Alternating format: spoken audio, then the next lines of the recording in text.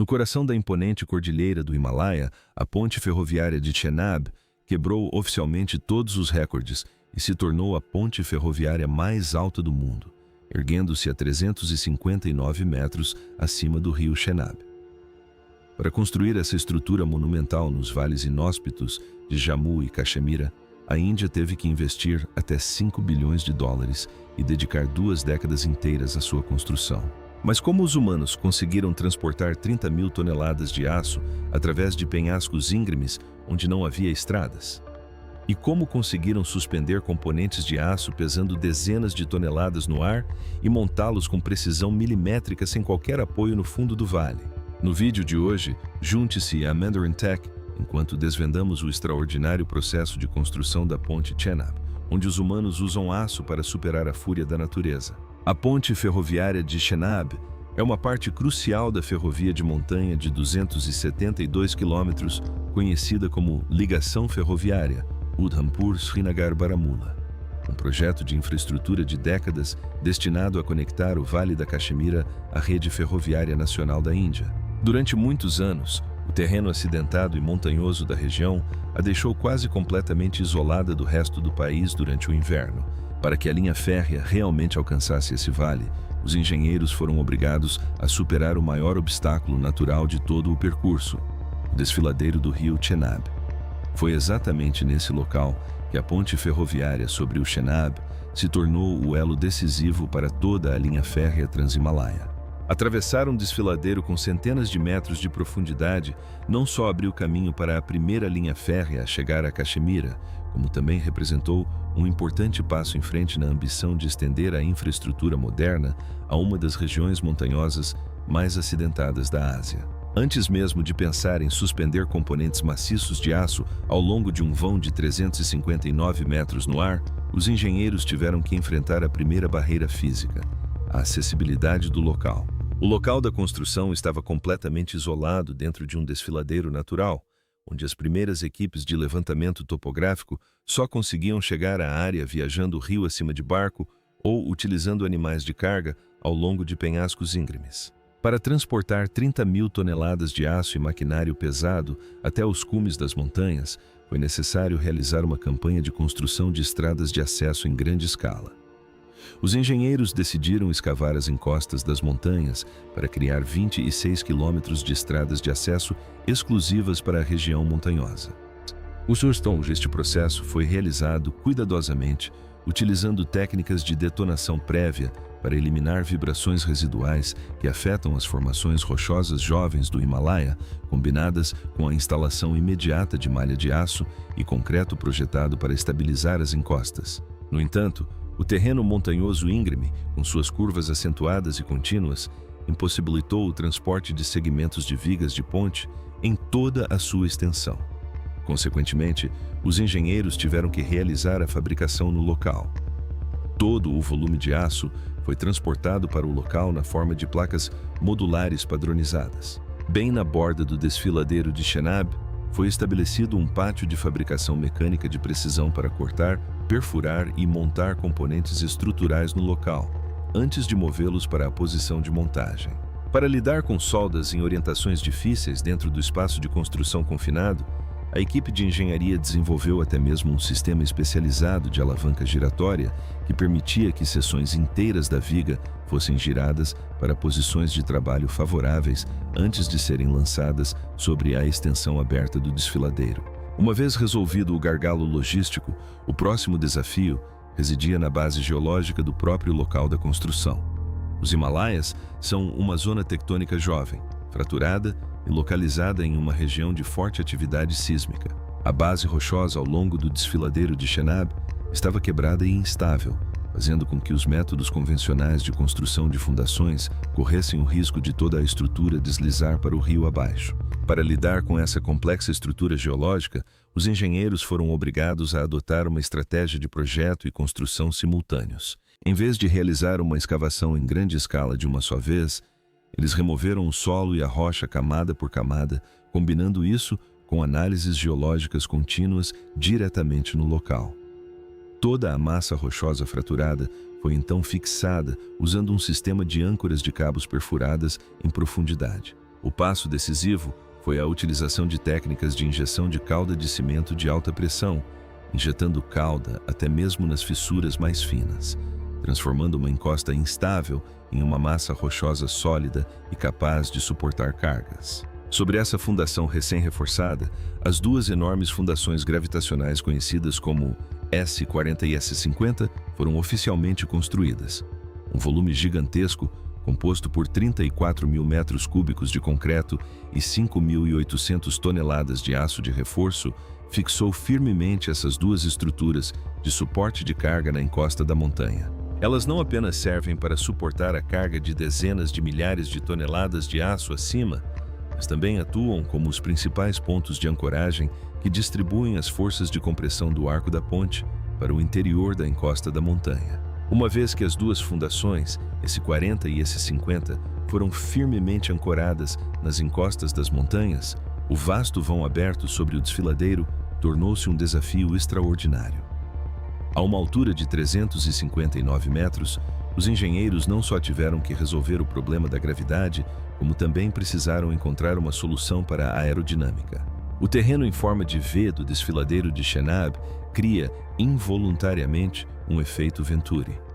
Quando o fluxo de ar é forçado através desse corredor estreito, a velocidade do vento aumenta repentinamente, gerando rajadas com velocidades de até 266 km por hora. Diante de tamanha pressão aerodinâmica, as opções de projeto convencionais, como pontes estaiadas ou pontes suspensas, tornaram-se ineficazes. A natureza estrutural das pontes suspensas envolve alta flexibilidade, tornando-as altamente suscetíveis à ressonância quando expostas a ventos fortes. Essa torção e vibração contínuas são inaceitáveis para o transporte ferroviário, onde os trens exigem um sistema de plataforma com rigidez e estabilidade absolutas. Para eliminar completamente as oscilações, a solução ideal foi uma estrutura em arco de aço resistente à compressão. Em vez de depender das forças de tração dos sistemas de cabos, um arco de aço maciço com um vão de 467 metros opera com base no princípio da transferência de carga por compressão. Todo o peso do tabuleiro da ponte e as cargas dinâmicas dos trens são transmitidos ao longo da curvatura das nervuras do arco, transformando-se em forças de compressão que são empurradas para fora em ambos os lados. Nos encontros, as duas fundações de gravidade S40 e S50 absorvem e dissipam todas essas forças nas profundezas das montanhas. Ao utilizar plenamente a fundação rochosa natural, a estrutura em arco forma uma estrutura ultra-rígida. Sistema integrado, permitindo que a ponte se mantenha firme em meio às tempestades que sacodem o vale, sem a necessidade de pilares intermediários ancorados no leito do rio. Para montar dezenas de milhares de toneladas de aço em um cânion mais profundo que a altura da Torre Eiffel, os engenheiros não podiam erguer andames a partir do leito do rio, lá embaixo, e nenhum guindaste terrestre conseguia alcançar a distância de quase 500 metros sobre o vão. Com todos os pontos de apoio subterrâneos completamente eliminados, eles foram obrigados a implantar um gigantesco sistema de guindastes a cabo estendido no céu para içar e instalar os componentes estruturais no ar. Como primeiro passo, duas torres de aço temporárias com dezenas de metros de altura foram erguidas sobre os dois blocos de fundação opostos para servirem como pontos de ancoragem para o sistema de guindaste a cabo. No entanto, puxar o primeiro cabo de aço através do vazio varrido pelo vento foi extremamente difícil. Portanto, os engenheiros decidiram realizar uma solução aérea extraordinária. Eles mobilizaram um helicóptero especializado para sobrevoar o cânion e lançaram um cabo piloto no vão, criando assim a primeira linha guia. Esse cabo fino serviu como um caminho guia principal. Bull estava conectado a um sistema de guincho hidráulico de alta capacidade para puxar sequencialmente cabos mais pesados e, finalmente, colocar o cabo principal de supercarga no topo das torres. Quando essa rede de cabos de 950 metros foi estendida pelo cânion, carrinhos de cabos que se deslocavam sobre os cabos começaram a içar módulos individuais de aço do pátio de fabricação, deslizando-os suavemente para o ar, prontos para a enorme operação de montagem. A partir deste ponto, O vão principal do arco de aço, medindo 467 metros, começou a ser erguido no ar, utilizando o método de balanço sucessivo em ambos os lados do cânion. Módulos individuais de aço, pesando dezenas de toneladas, foram içados pelo sistema de guindaste a cabo da borda do desfiladeiro, transportados para seus locais de instalação e, em seguida, fixados temporariamente às seções do arco previamente concluídas. Após cada etapa de instalação, as nervuras do arco estendiam-se por mais alguns metros no vazio, avançando gradualmente em direção ao centro do Vale de Chenab. No entanto, à medida que o comprimento do balanço continuava a aumentar, cada nervura do arco começou a entrar em um estado temporário de desequilíbrio devido aos efeitos combinados de seu próprio peso e das fortes correntes de vento dentro do cânion. Para controlar essa condição, os engenheiros tiveram que implantar sistemas temporários de cabos de sustentação ancorados diagonalmente em direção às encostas da montanha, garantindo que cada nervura do arco permanecesse estável dentro dos limites permitidos à medida que a construção prosseguia em direção ao ar. Este processo de montagem durou vários anos, com cada componente de aço ajustado, utilizando sistemas de levantamento geométrico de alta precisão para garantir que as duas nervuras do arco avançassem uma em direção à outra ao longo da trajetória exata do projeto. A tolerância admissível no ponto de fechamento foi medida apenas em milímetros, pois mesmo um pequeno desvio acumulado ao longo de quase meio quilômetro seria suficiente para impedir o fechamento adequado de toda a estrutura. Finalmente, quando a distância entre as duas extremidades do arco foi reduzida a apenas alguns metros, o segmento de fechamento central foi içado e instalado em sua posição. O momento em que as duas nervuras do arco se encontraram no ar não apenas marcou a conclusão do maior vão estrutural da ponte, mas também transformou Chenab em um dos maiores arcos ferroviários de aço já construídos na história da engenharia de pontes mundial. No entanto, fechar a estrutura de aço era apenas metade do desafio estrutural. Para garantir que a superestrutura permanecesse resistente a terremotos de alta intensidade e às forças do vento Venturi, que chegam a 266 km por hora, os engenheiros bombearam concreto autoadensável para preencher todo o sistema de tubos de aço ocos que forma o núcleo do arco. Essa solução criou um sistema estrutural composto perfeito. Enquanto a camada externa de aço suporta forças de tração e flexão, o núcleo sólido de concreto interno resiste a toda a força de compressão, além de aumentar a massa para suprimir a vibração e transformar o sistema de arco em uma unidade estrutural permanentemente rígida. Depois que o arco principal foi concluído e atingiu a rigidez máxima graças ao sistema de núcleo de concreto, o sistema de guindaste a cabo continuou sendo usado para erguer as colunas de suporte de aço ao longo do topo do arco. Essas colunas formam um sistema de suporte que sustentaria todo o tabuleiro da ferrovia. No entanto, para posicionar a estrutura do tabuleiro sobre o vale ventoso, içar cada vão no ar com guindastes seria muito arriscado. Em vez disso, os engenheiros aplicaram o método de lançamento incremental. Todo o sistema do tabuleiro foi montado e soldado com segurança em uma estrutura contínua em um dos lados do vale. Em seguida, um enorme sistema de macacos hidráulicos empurrou todo o tabuleiro da ponte para a frente, deslizando-o passo a passo sobre cada suporte até atingir o lado oposto. Quando o megaprojeto parecia estar perto da conclusão, os engenheiros tiveram que enfrentar o inimigo mais invisível e severo: as diferenças de temperatura. O desfiladeiro profundo e estreito do rio Chenab faz com que a luz solar incida de forma desigual sobre a ponte.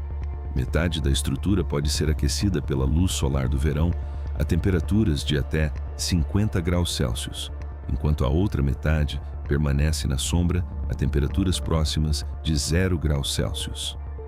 Essa diferença extrema faz com que a estrutura de aço, com quase meio quilômetro de extensão, se expanda e contraia continuamente e de forma irregular. Se os trilhos da ferrovia fossem fixados rigidamente ao tabuleiro da ponte, as tensões térmicas deformariam imediatamente os trilhos e poderiam causar o descarrilamento de qualquer trem em alta velocidade.